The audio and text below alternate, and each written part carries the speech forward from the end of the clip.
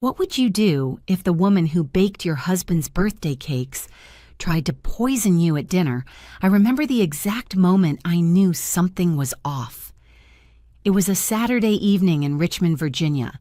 We were seated around the long mahogany dining table that Dolores, my mother-in-law, loved to brag about.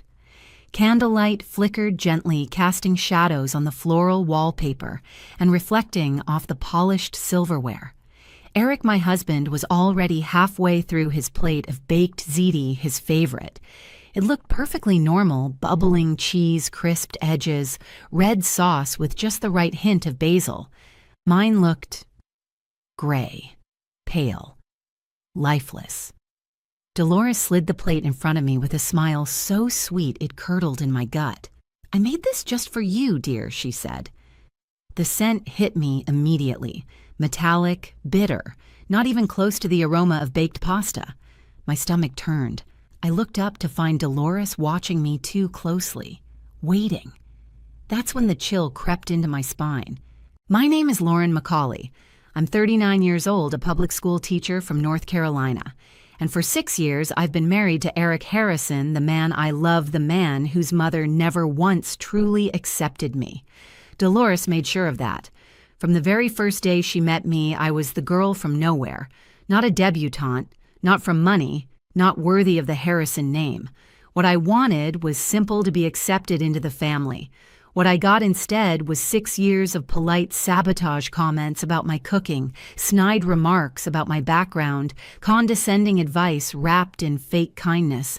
And now, this plate smells different, I said, casually lifting the fork. "Oh, it's a family recipe," Dolores replied, eyes twinkling in a way that made my skin crawl. "Passed down from generations of strong women. I thought you'd appreciate something unique." I didn't take a bite. Instead, I reached into my purse beneath the table and quietly opened my voice recorder app. Something about the way she was looking at me, too eager to, still set off alarms in my head. "You made this version just for me?" I asked lightly. "Of course, Lauren," she said, her smile stretching too wide. "After all these years, I figured it was time to share something special, just between us girls." Her voice didn't sound maternal. It sounded gleeful, anticipatory. The fork trembled slightly in my hand. As I poked at the pasta, I noticed green flecks that definitely weren't parsley or oregano. They looked strange, almost synthetic. I leaned in, trying to identify the scent, but the closer I got, the more nauseating it became. Sharp metallic like wet pennies and ammonia. Across from me, Eric was oblivious, scrolling through his phone with one hand and twirling pasta with the other. The contrast between our meals couldn't have been more obvious. "Eric's stomach is so delicate," Dolores said too quickly. "I wouldn't want to upset it. But you always seem so adventurous." I forced a smile and set the fork down. "That's thoughtful of you," I said. "Tell me more about the herbs. I've never seen anything quite like them." Her expression darkened just a touch, but her voice stayed syrupy. "Oh, just something I foraged," she said, from the woods behind the house. "Rare herbs, very potent. You won't forget them." I looked at her hands. They were trembling not from age, but from anticipation. She wanted me to eat. She was waiting for it. And that's when I knew this wasn't some quirky mistake. This wasn't an overly eager home cook showing off. This was premeditated. This was dangerous. My heart thudded painfully against my ribs as I fought to keep my face neutral. If I panicked, she'd know. If I refused, she might lash out. So I leaned into the act. "Did you say foraged?" "That's impressive," I said, twirling another bite and pretending to examine it. "I've always wanted to learn more about local herbs." Her eyes glittered. "Oh, I did lots of research," she said proudly. "Tested a few on those stray cats that hang around outside. Wanted to make sure they weren't too strong." My breath caught. Stray cats. Tested them. The way she said it, so casual, so unconcerned, made my blood run cold. Eric still hadn't looked up. Not once. I stood up carefully. "Excuse me for a second," I said. "Need to use the restroom." Dolores nodded her smile, not faltering for a second. I could feel her eyes on my back as I walked down the hallway. Once the bathroom door was locked, I didn't hesitate. I called 911. "My mother-in-law may be trying to poison me," I whispered. "She served me food that smells wrong and admitted to using substances from the woods behind her house stuff she said she tested on animals." The dispatcher's tone shifted instantly. I gave them the address and added, "I haven't eaten it." I also have her recorded making some pretty chilling comments. "Stay on the line," they said. "Officers are on the way." I sent a quick text to my friend Danielle, an off-duty officer I trusted with my life. "Danielle, emergency. At Eric's mom's house. She's trying to poison me. Police on the way. Please come if you can." I flushed the toilet for effect, took a steadying breath, and returned to the dining room. Dolores's expression didn't change. "Feeling better?" "Dear, much," I replied, sitting back down and lifting my fork again. "Before I dig in, I'm just so curious. These herbs, you said they're rare." Her eyes gleamed. "Oh yes, most people can't handle them, but I thought you might be different." I gave her my brightest smile. "Well, I do love a challenge." Outside, I heard the sound of car doors slamming. Dolores frowned. "Who could that be?" she murmured, getting up to check the window. The doorbell rang. Then came the knock. "Richmond Police Department. Ma'am, we need to speak with you." Dolores turned slowly to face me. "You called the police," she whispered. I stood up, calm and clear. I certainly did. I wish I could say that moment calling the police was the first time I felt truly unsafe around Dolores. But it wasn't. It was simply the first time I had proof. The truth is, the signs had been there for a long time. I just hadn't wanted to believe them. The first time I met Dolores was 6.5 years ago. Eric and I had been dating for 5 months, and he invited me to his parents' home for Sunday brunch. I was nervous, excited, but hopeful. I brought a homemade blueberry coffee cake, my mother's recipe. Dolores took one look at the cake, then at me, and said, "How quaint. You bake the way she said it, like I'd offered her a dead fish." She didn't try it, not a bite. But she made a big show of bringing out her own little something, which just happened to be a fresh berry tart from a local upscale bakery. She wanted to make sure we had something edible, Eric told me later, laughing as if it were a joke. But it wasn't a joke. It was a pattern. Every visit after that came with subtle barbs, backhanded compliments. "Oh, Lauren, that blouse is fun." Or, Eric's used to a different kind of lifestyle. "It'll be quite an adjustment for him." At first I brushed it off. Eric loved me after all. Dolores would come around. She didn't. If anything, she escalated. About 2 years into our marriage, I started getting sick after meals at her house. Nausea, migraines, sometimes even fever. Always just me. Never Eric. Never anyone else. One night after dinner, I ended up in urgent care. The doctor said it was food poisoning. Could have been undercooked meat, he suggested. But Dolores had served a vegetarian quiche. When I told her, she gasped and clutched her pearls. "Oh dear, was the cream off? Or maybe the eggs weren't fresh. I'm so sorry, Lauren." I'm always careful, but sometimes things slip through the cracks. It sounded reasonable. Accidents happen. But then it happened again and again. The most blatant was last Christmas. She gave me a tray of holiday cookies she claimed were sugar-free. "I know you're watching your weight," she said, like it was a kindness. The first bite tasted wrong, bitter, like soap. My tongue tingled. Eric tried one and spat it out immediately. "Mom, did you mix up the sugar substitute?" he asked. Dolores smiled sweetly. "Oh no, perhaps I used the wrong extract. Vanilla and almond bottles look so similar, don't they? But the thing is, almond extract doesn't taste like bleach. I spent the next 24 hours vomiting." Dolores sent me a lavender-scented card with a note that read, "Get well soon, dear." "Next year, I'll let someone else do the baking." I showed the card to my therapist a week later. "She's gaslighting you," she said plainly. "This isn't forgetfulness. It's malicious." But I still wasn't ready to believe that. Eric had been raised by this woman. She used to read him bedtime stories and bandage scraped knees. I didn't want to be the wife who drove a wedge between a son and his mother, so I stayed silent. I made excuses. I told myself I was overreacting, but deep down I was afraid. Afraid that one day the accidents wouldn't just make me sick. They'd kill me. I started noticing strange things in her house. Her garden books opened to chapters on poisonous plants, a bookmarked page on common foraging mistakes, a sticky note on her fridge that said check dosage for size. At the time, I chalked it up to her obsession with herbal remedies. She was always trying to play apothecary, making her own oils, growing special mint and lemon balm in the backyard. She had an answer for everything. "Oh, that note, just something from my yoga instructor," she said once, casually waving it away. "He's a holistic health coach, very intense. Looking back now, I feel stupid. I should have trusted my gut."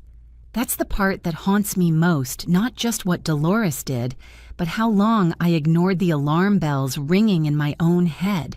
2 months before the dinner from hell, Dolores invited us over for her herb garden showcase. She made a massive deal of the fact that she was cultivating rare plants with medicinal potential. I remember standing on her porch, looking at the potted plants lined up like little soldiers, and feeling a chill I couldn't explain. Some had no labels. Others had names written in Latin. When I asked about one with deep purple leaves, she smiled and said, "Oh, that one's my secret ingredient. Only for special occasions." Later that night, I Googled it based on the leaf shape. The results, digitalis purpurea, foxglove, used to treat heart failure in small doses, can cause cardiac arrest in larger ones, I told Eric. He laughed. "Babe, you're getting worked up again. Mom's not a witch. She just likes her garden." Now sitting at her dining table with that poisoned pasta in front of me, I realized this wasn't new. This was the finale. The pasta was her endgame. The bitter cookies, the tainted drinks, the garden tours. They were just rehearsals, a slow burn. She had been testing my limits, training me to doubt my instincts, softening me up for the final performance. And if I hadn't recorded that conversation, if I had taken one bite, I might not have lived to tell this story. I sat there, my pulse pounding in my ears, the fork still poised like a weapon in my hand. Dolores's pasta dish sat inches from my face, its gray sheen catching the chandelier, light the scent growing more noxious by the second. She was watching me again. That gleam in her eye had gone beyond eager. It was hungry. "Go on, try a bite," she said, voice low and syrupy. "Tell me what you think of my special recipe." I forced a smile. "Just one more question," I said lightly. "These green flecks, they look so unusual. You really found them out in the woods." Dolores's mouth curled. "Oh yes, right near that old trail Eric used to ride his bike on as a boy. I did my research. Very selective picking." I leaned forward. Selective, how she lowered her voice as if sharing a family secret. I wanted to make sure they were just strong enough, not enough to hurt, at least not right away, just enough for effect. Effect. The word echoed in my skull. She wasn't even hiding it anymore. "What kind of effect?" I asked, my tone still bright, like calming, soothing. She tilted her head and smiled wider. "Oh, I think you'll find it unforgettable." My fingers clenched around the fork's handle. I reminded myself, don't react, don't show fear, keep her talking. The recorder in my purse was still running. I needed more, needed her to spell it out. "I wish I had your foraging skills," I said. "So many plants out there look dangerous, though," she laughed softly. "Only if you don't know what you're doing." "I've had, let's call them trial runs." "Trial runs," I echoed. Her eyes flicked toward the garden window. "Stray cats. A shame, really, but someone has to test the waters." There it was, the confession. I blinked once. "And what happened to them?" "Oh, they wandered off," she said, waving a hand. "Laid down somewhere, I imagine." My mouth was dry. My stomach roiled not from the food, but from the horror. She had tested her poison on living creatures. Not accidentally. Deliberately, carefully. This woman, the one who sent hand-embroidered napkins for every holiday and insisted on family prayer, had been experimenting like some backwoods chemist with an herb obsession and a god complex. And Eric had no idea. He was still glued to his phone halfway through his pasta, as if nothing in the world were wrong. I felt like I was living in a parallel universe. How could he not feel the ice in the air, the darkness curling under Dolores's words? Then the knock. 3 quick raps at the door. Dolores froze mid-sentence. A beat, then another knock, louder, firmer. Richmond Police Department. "Ma'am, we need you to open the door." She slowly turned her head toward me. "You called them?" I stood up. Yes, I did.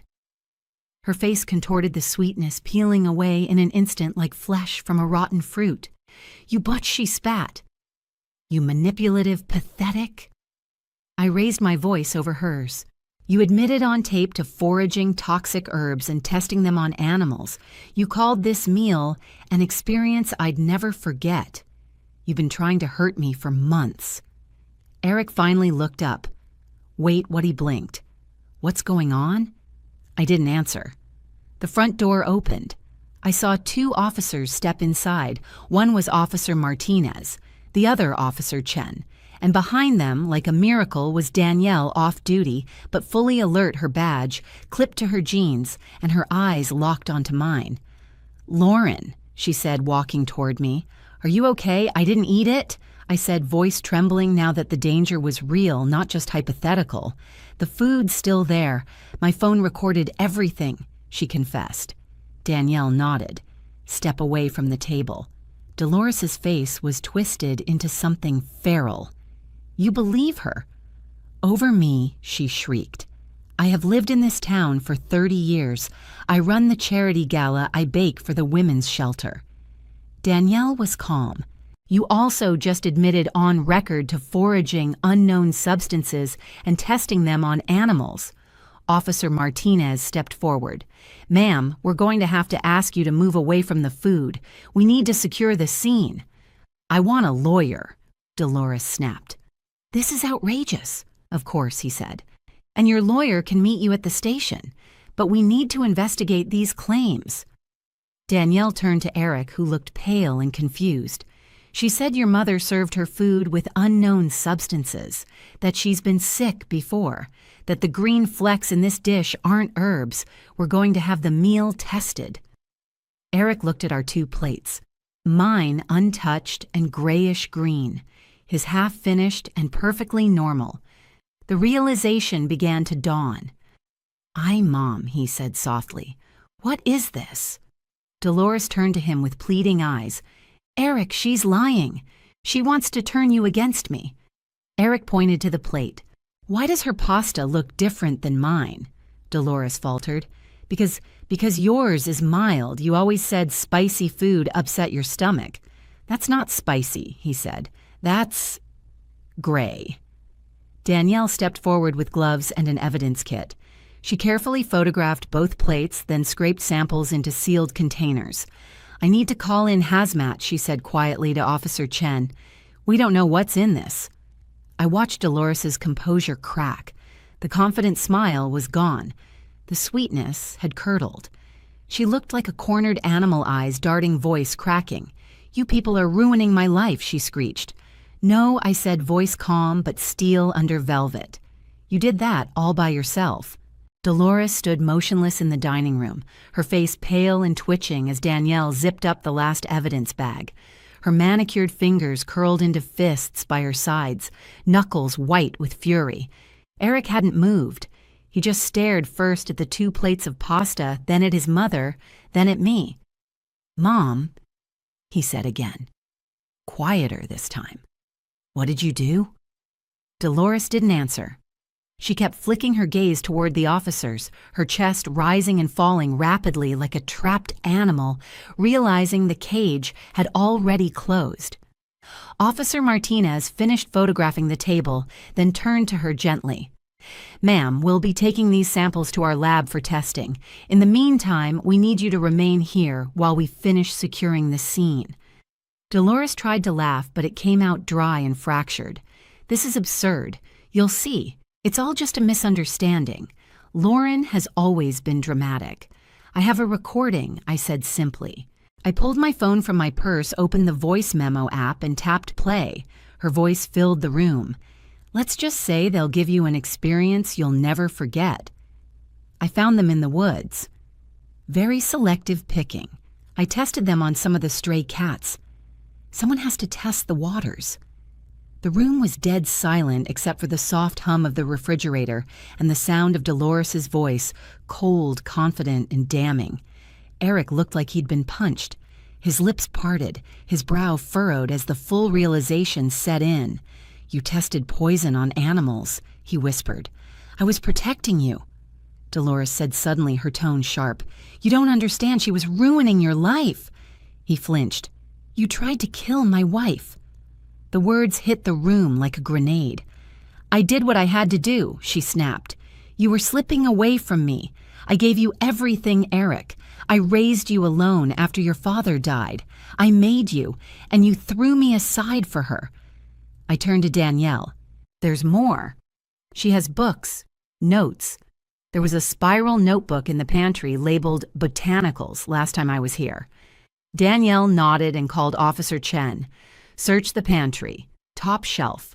She's methodical. If she planned this, she documented it. As Chen disappeared down the hall, Dolores exploded. You have no right to search my house. You need a warrant. You gave verbal consent when we entered, ma'am. Officer Martinez reminded her. We're acting on a credible threat to life, and there's potential evidence of ongoing harm to animals and humans. Your cooperation is appreciated.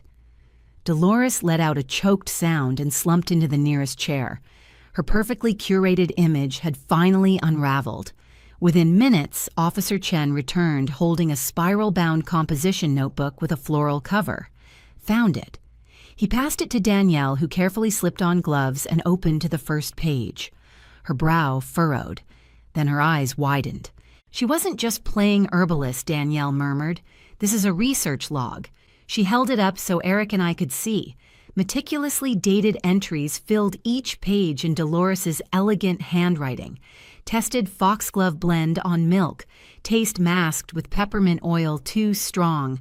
Lauren only ate half of cookie batch. Note reduce bitterness with brown sugar. Pokeweed worked better. No vomiting, just dizziness. Increase dosage by 15% next time. Eric staggered backward. She was testing. Tracking symptoms on Lauren. She was experimenting, Danielle said grimly, and she was escalating. Then Officer Chen's radio crackled. Dispatch be advised, hazmat team just uncovered 3 shallow graves in the back garden, believed to be animal remains, requesting veterinarian support and confirmation, suspected poisoning. I covered my mouth. The cats. They hadn't wandered off. They had died. My stomach churned violently. I wanted to run scream-cry, but I stood frozen, rooted in disbelief. Eric swore under his breath and turned to his mother. Those cats. You said they were just strays. You said they stopped coming around because of the weather. Dolores's voice was hollow now. They were old, sick. I was doing them a favor. No, he said, his voice shaking. You were practicing. Danielle gently closed the notebook. Ma'am, based on what we've seen, you are now being placed under arrest for attempted poisoning, animal cruelty, and reckless endangerment. You have the right to remain silent. I am a pillar of this community, Dolores shrieked. You people have no idea who you're dealing with. You're dealing with the truth, I said, stepping forward, and for once it's louder than your lies. Danielle guided Dolores up, and Officer Chen began reading her rights in full. She didn't resist, but she didn't go quietly either. You destroyed this family, she spat at me. You wormed your way into our lives like rot. No, Eric said softly. You did that the moment you decided my wife didn't deserve to live. After she was escorted out, Eric collapsed onto the couch like a man aged 20 years in an hour. He stared at nothing. Danielle came over and crouched in front of me. We'll have the pasta tested. We'll catalog the notebook, log the animal remains, and submit the recording. With all this, the DA will have everything they need. Thank you, I whispered. You saved me. "No," she said. "You saved yourself. You trusted your gut. You stayed calm. That's what saved your life tonight." I looked over at Eric. He was crying silently. "I should have seen it," he whispered. "God, Lauren, I'm so sorry. I didn't think she'd ever—" "I know," I said. "I didn't either. But deep down, I had always suspected. I just hadn't wanted to believe someone could hate me so much for simply existing." The story made headlines across the state before Dolores even saw the inside of a courtroom. Socialite mother-in-law accused of poison plot, baked ziti and betrayal in Richmond, woman records own poisoning attempt at dinner table. But none of the headlines captured what it felt like to sit in that courtroom weeks later and face the woman who had tried to kill me. Dolores Harrison had always been meticulous. Her hair was always perfectly styled. Her jewelry matched her shoes. Her voice was soft and measured until it wasn't. But on the day of her trial, all that poise cracked. She sat at the defendant's table in a pale blue cardigan, her hair frizzed at the temples, her eyes darting as the courtroom filled with spectators and press. Eric sat beside me. His suit hung looser than usual, like he'd shrunk in the months since her arrest. His face was gaunt. Exhaustion clung to him like fog. "I still don't understand how I didn't see it," he whispered. "I think part of you did," I said gently. "You just didn't want to." He didn't argue. The prosecutor began with the voice recording, Dolores's own words played back for the jury. I tested them on some of the stray cats. Most people can't handle them, but I thought you might be different. Something just between us girls. Then came the photos, the side-by-side comparison of the two pasta dishes. Mine gray and flecked with unnatural green, his warm and red and comforting. And then came the journal. Danielle took the stand and held it up for the jury. Each page was displayed on a screen, handwritten logs of toxicity symptoms, dosage, timing. Lauren reacted to 1 TSP of pokeweed extract with dizziness and nausea. Next time, blend foxglove with oil to reduce bitterness. Add crushed mushroom cap in pasta sauce for slower onset. I watched the jury's faces change with each entry. Shock, disgust, horror. Then came the veterinarian who confirmed that the cats buried in the garden had all died from the same combination of substances found in my food. Pokeweed foxglove, and something even more lethal, Amanita virosa, destroying angel, a mushroom so toxic that even a small amount could lead to liver failure and death. Dolores had blended it into a sauce she intended me to eat for dinner. She hadn't just tried to hurt me. She had planned to end me quietly in her own home with the same fork and knife she used for holidays. The prosecution rested its case with a powerful statement. This wasn't a crime of passion. This was slow, calculated cruel. This was a woman who spent over a year crafting the perfect poison and smiling while she served it. Dolores's defense attorney argued situational insanity, blaming an alleged medication interaction menopause and a supposed fear of losing her only son. She was overwhelmed, he said. Empty nest syndrome, untreated grief. She lost her husband, then feared losing her son. But the notebook destroyed any hope of sympathy. There was no spiral into madness. There was structure, timing, revisions, scientific precision. And then it was my turn. I took the stand and told my story, every meal, every insult, every time I walked away from her house with a stomachache and a pit of dread. I told them about the cookies, the mild mix-ups, the herbal showcases. I told them about the night I recorded her, the night I realized I was never going to be good enough for her, unless I died. Eric testified too. He didn't try to hide his shame. I didn't believe my wife, he told the court. I made excuses for my mother. I told myself Lauren was exaggerating, that she was just being sensitive. I thought I was keeping the peace, but I was really enabling a nightmare. He described Dolores's perfectionism, her obsession with appearances, her simmering contempt for outsiders. She wrote about my wife like a lab rat, he said, voice cracking. She documented her suffering. She was proud of it. When he stepped down, he didn't return to the gallery. He walked out of the courtroom and didn't come back. The verdict took less than 3 hours. Guilty on all counts.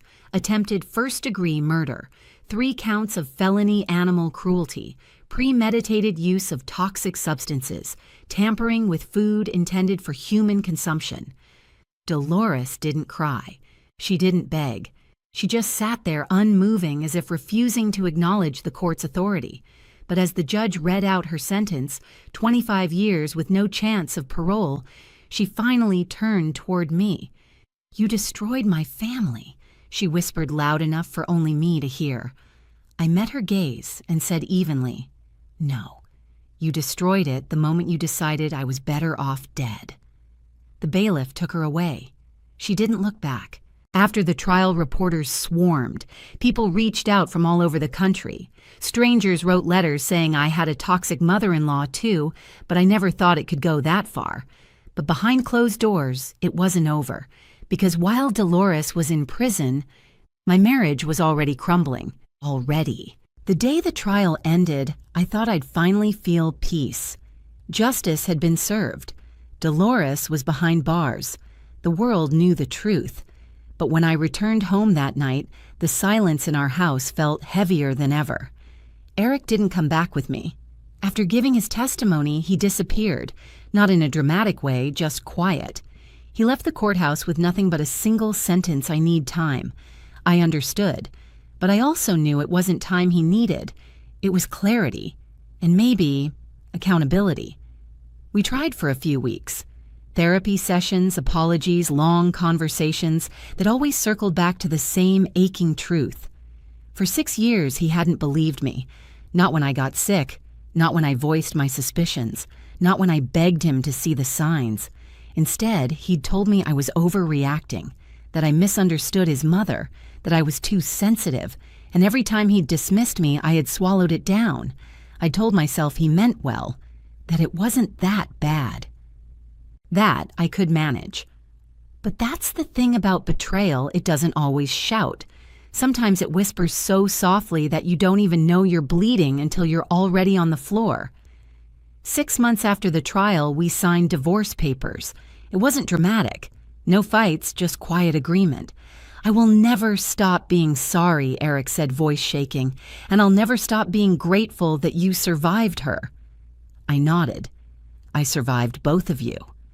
He blinked, and for the first time, he didn't try to explain. He just nodded back. We parted ways in silence. I moved back to North Carolina, to a little town outside Charlotte, where no one knew my name or my story. I rented a modest house with a fenced yard and started over. For the first time in years, I slept through the night. The settlement from the divorce was enough for me to take time off from teaching. I'd been in survival mode for so long, I didn't remember what peace felt like. But healing wasn't a straight line.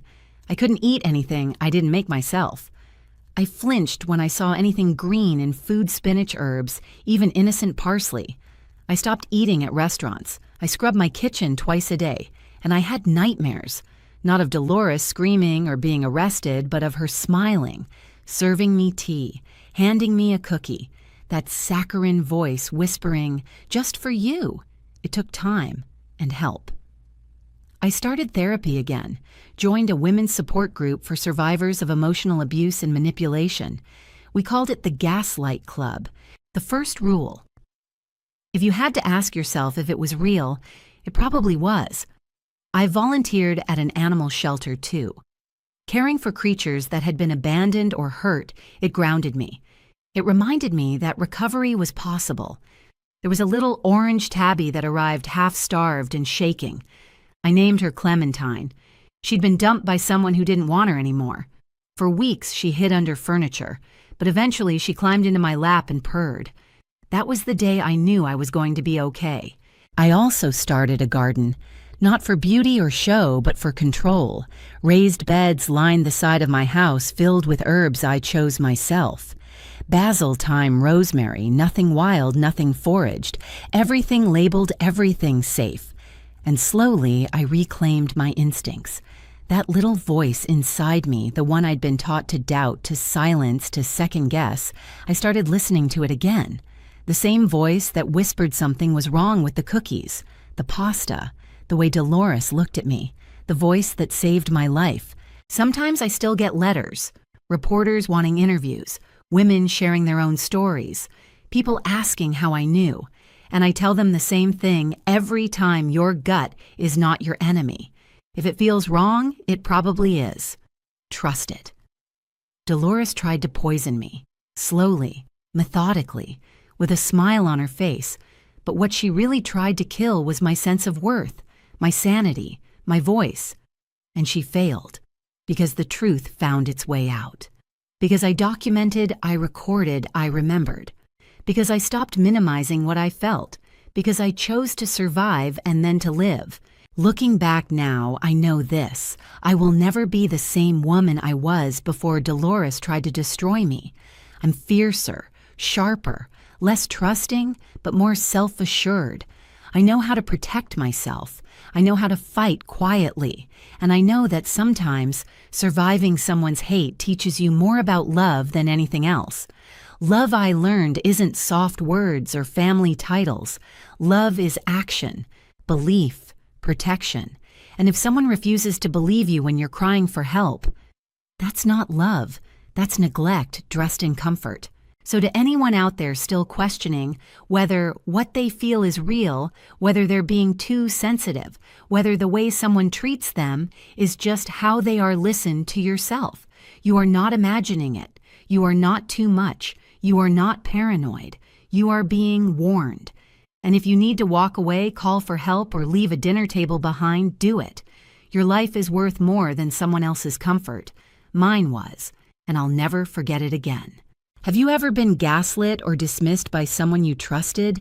Did your instincts save you before it was too late? Share your story below. If this story struck a nerve, subscribe and share. You never know who might need to hear that their voice is worth trusting.